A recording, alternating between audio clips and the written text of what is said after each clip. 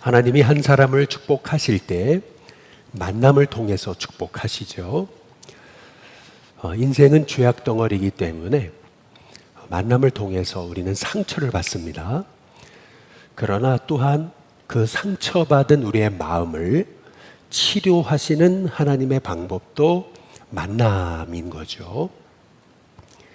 다윗은 자기가 살려준 그일라 사람들에게 배신을 당하죠.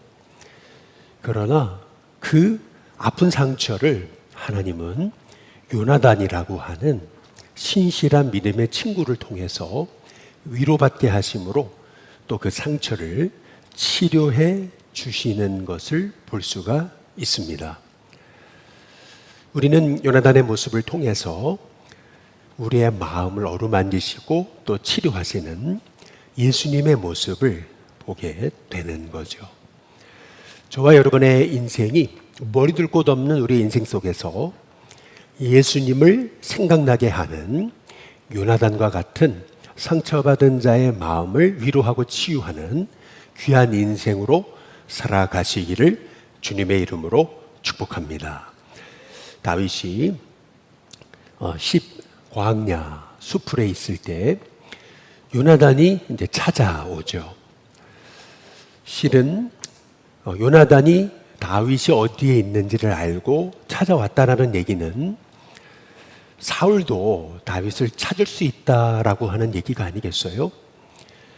이 요나단이 다윗을 찾아와서는 이 요나단이 했던 이 말은 실은 그의 입술은 그의 입술이 아니고 하나님의 음성이었던 거죠. 이사야서 40장에 보시면은 하나님이 이사야 선지자에게 하신 말씀이 있어요. 내 백성을 위로하라, 위로하라 라고 말씀하고 계시죠. 그러면서 그 위로의 내용은 뭐냐 하면 두려워하지 말라는 거죠. 내가 너를 택했고 내가 너와 함께함이라 라고 하시는 말씀이 하나님의 위로의 내용이었던 거죠.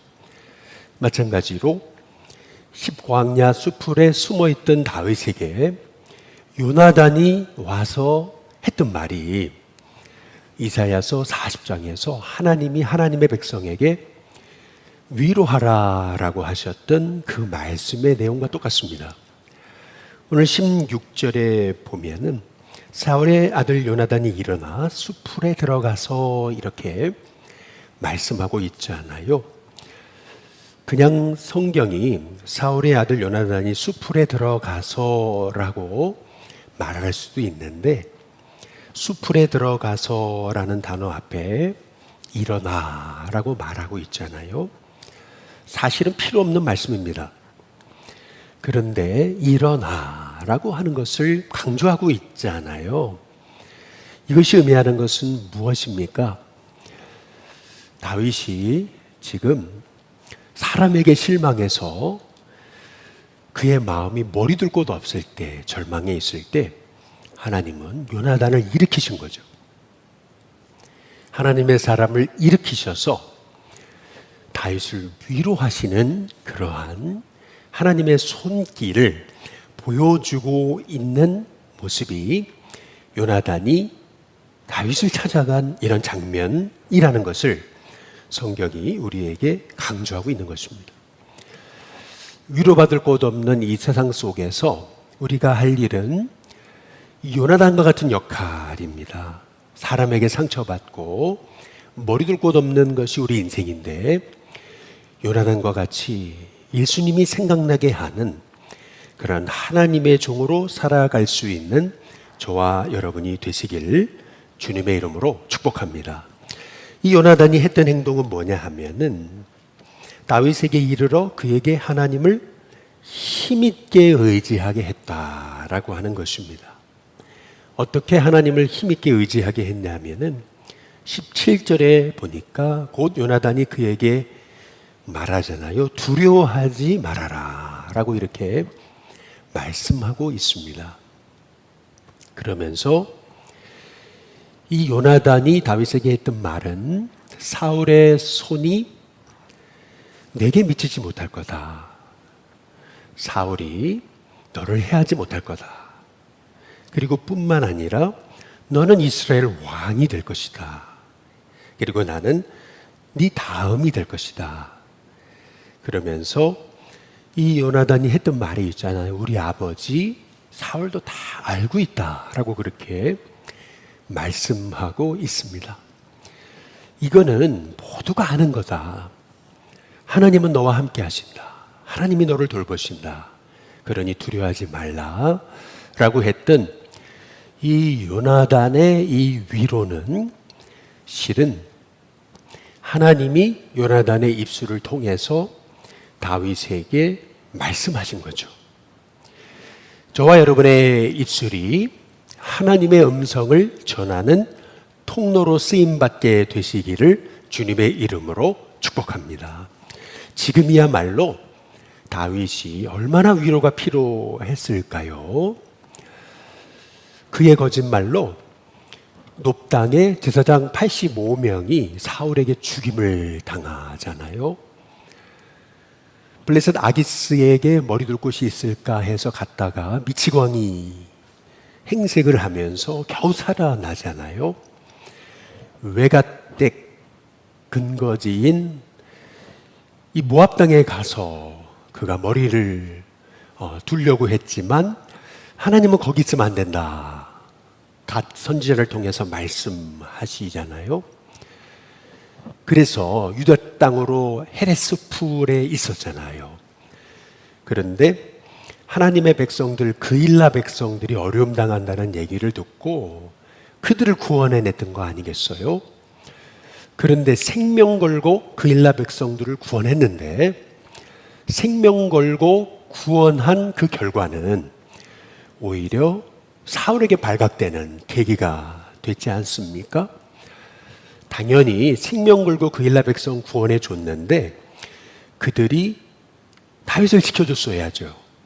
그러나 그들이 사울에게 다윗을 넘기게 되는 이 뜻밖의 이 하나님의 음성을 들으면서 다윗은 이 땅에서는 내가 머리 둘 곳이 어딘가 라고 크게 절망했던 때가 아니겠어요? 그런데 그때 뜻밖에도 오히려 다윗을 이용했어야 될, 다윗을 죽이는데 제일 앞장섰어야 될, 사실은 다윗이 살아있다는 것은 자기 왕위가 위태롭다는 거 아니겠어요? 그런데 오히려 뜻밖의 요나단을 통해서 하나님이 다윗에게 하나님의 음성을 들려주시잖아요. 실은 우리가 오늘 사무엘상 23장에서 주목해 봐야 되는 것은 이 그일라 백성들의 배신 그리고 10사람들의 배신 사이에 요나단이라는 사람의 다윗을 향한 위로가 이 말씀에 이 위치에 있다라고 하는 사실을 우리가 주목해 볼 필요가 이제 있는 거죠. 저와 여러분, 머리 둘 곳 없는 이 세상에서 하나님은 뜻밖의 사람, 뜻밖의 만남을 통해서 위로하시는 우리 하나님, 그분이 바로 우리가 믿는 예수님이심을 기억하시는 저와 여러분이 되시기를 주님의 이름으로 축복합니다. 특별히 오늘 우리가 말씀을 통해서 주목해 볼 것은 다윗이 있던 곳이 어디냐면은 십광야 수풀이라고 하는 이 장소입니다. 이 십이라고 하는 이 단어는 재련소, 단련소, 정련소라고 하는 뜻이 있는 거예요. 참 묘한 거죠. 다윗은 이 십광야에서 자신이 그렇게 함께 있던 사람들에게 오히려 배신당하는 그러한 어려움을 겪게 되죠. 19절에 보시면은 그때의 10사람들이 기브아에 이르러 사울에게 나와 이르되 다윗이 우리와 함께, 여기서 우리와 함께라는 것이 중요하죠. 광야 남쪽 하길라산 숲을 요새에 숨지 아니하였나이까. 자신들과 함께 있던 이 다윗이 우리와 함께 하길라산 숲을 요새에 숨어 있었다라고 얘기하잖아요. 그런데 20절에 보니까 그러하온즉 왕은 내려오시기를 원하시는 대로 내려오소서. 그를 왕의 손에 넘길 것이 우리의 의무입니다. 이제 이렇게 말합니다. 십사람들은 다윗과 함께 있는 척하면서 실은 뒤로 이 다윗을 사울에게 밀고 하는 그런 첩자 노릇을 이제 했던 거죠. 더구나 이 십사람들의 이 얘기에서 충격적인 것은 다윗을 왕의 손에 넘길 것이 우리의 의무입니다 라고 했던 내용이라는 거죠. 전혀 다윗이 생각하지 못한 방식으로 이 십사람들은 다윗을 사울에게 밀고 가는 그러한 소위 밀정이 이제 되었던 것이죠. 우리는 왜 이런 사건이 이 십광야라고 하는 곳에서 벌어졌는가라고 하는 것을 주목해 볼 필요가 있습니다. 십이라는 말의 뜻은 말씀드린 대로 재련소라고 하는 뜻이 있는 거죠. 하나님이 다윗을 연단하시고 재련하시고 단련하신 장소. 그래서 다윗을 정금과 같은 존재로 다시 새롭게 태어나게 하신 곳, 그곳이 이제 십광야였던 거죠. 그러면 하나님이 어떻게 다윗을 단련하셨냐라는 것입니다. 새롭게 그를 빚어가셨냐. 하나님이 다윗을 빚어가신 방법이 뭐였냐라고 하는 겁니다. 그것은 다윗의 모든 인생의 소망이 끊어진 것 같은 그런 상황을 이 다윗에게 하나님이 허락하신 듯 보였다라고 하는 거죠. 오늘 이 말씀을 보시면은 참 이상한 현상이 있었어요. 그것은 뭐냐 하면은 다윗은 십사람들이 자신을 사울에게 밀고 했다라는 것을 전혀 몰랐죠. 그런데 이상하게도 다윗이 있는 자리마다 사울이 쫓아오는 거죠.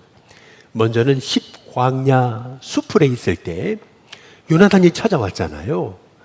이 말의 의미는 뭡니까? 이미 다윗이 어디 있는지 다 이제 알고 있었다라는 거잖아요. 뿐만 아니라 다윗이 광야 남쪽 하길라산 숲을 요새에 숨으면 또 이 사울이 나타나요.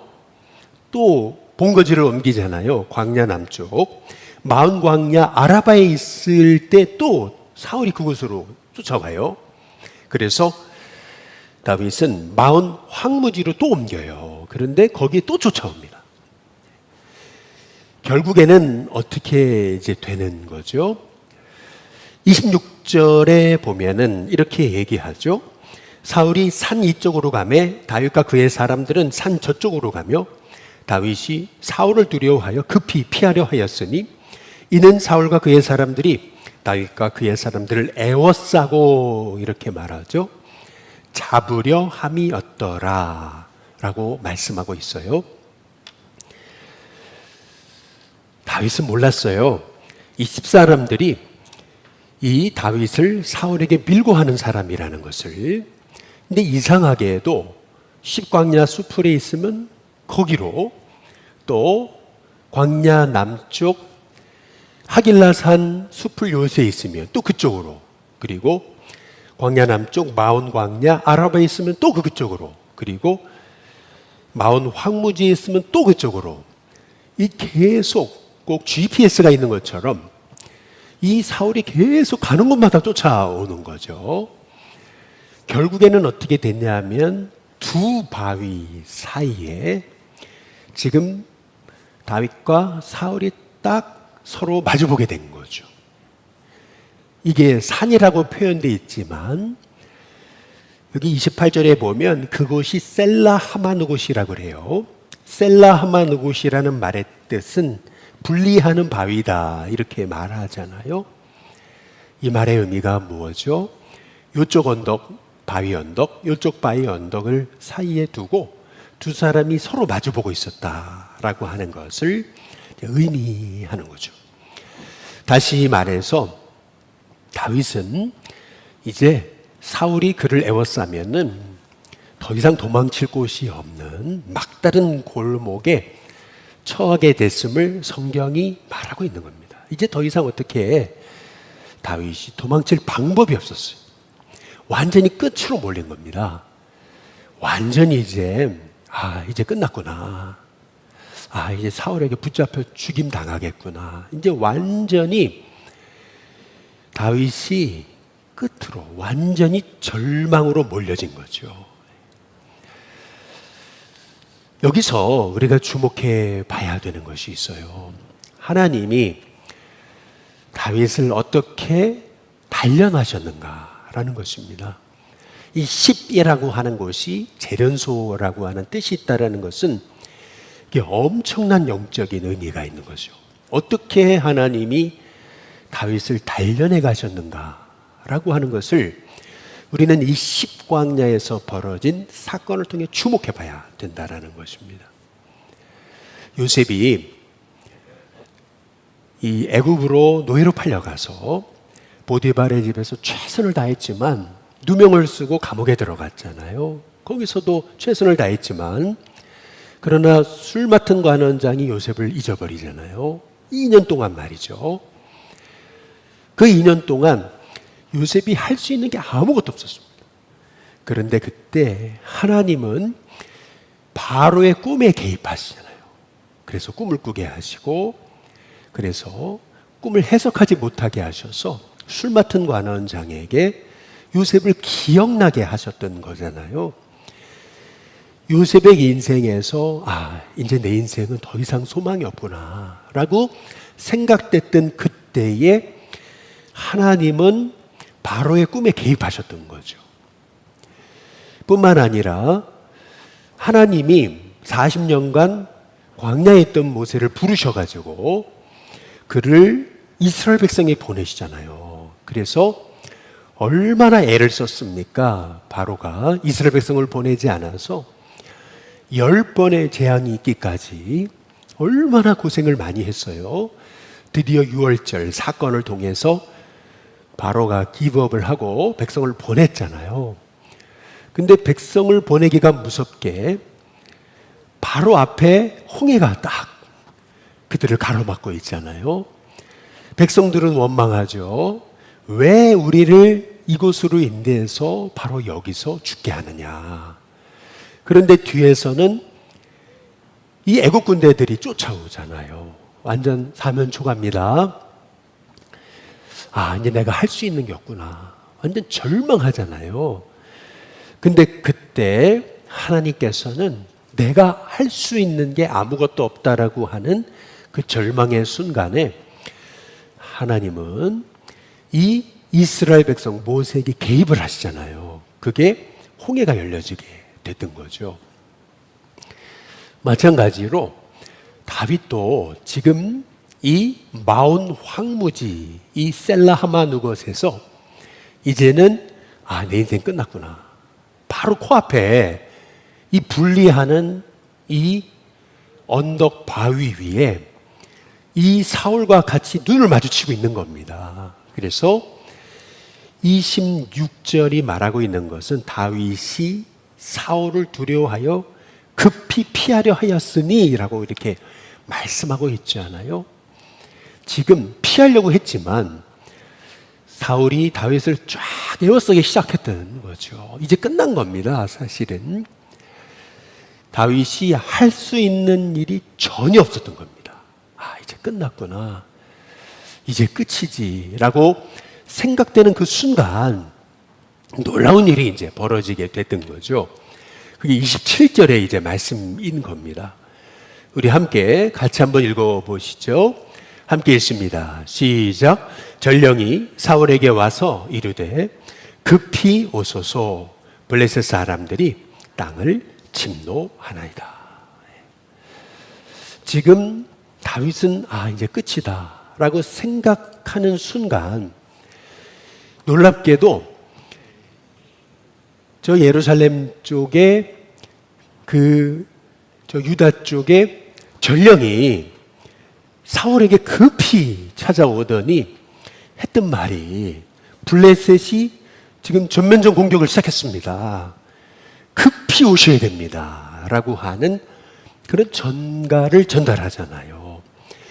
여기서 우리가 주목해 볼 말씀이 무엇이겠어요? 이 급히 오소서라고 하는 이 사울에게 전달된 이 전갈, 이것이 하나님의 개입하심이었다라고 하는 그런 말씀인 거죠. 매튜 헨리라고 하는 유명한 성경학자는 이런 얘기를 하는 겁니다. 사람의 끝이 하나님의 시작이라 라고 그렇게 이제 말하고 있는 거죠. 내 인생의 끝이라고 여겨졌던 그 순간은 실은 하나님이 나도 알지 못하는 하나님의 일을 시작하시는 시작점이다 라고 하는 그러한 말씀인 거죠.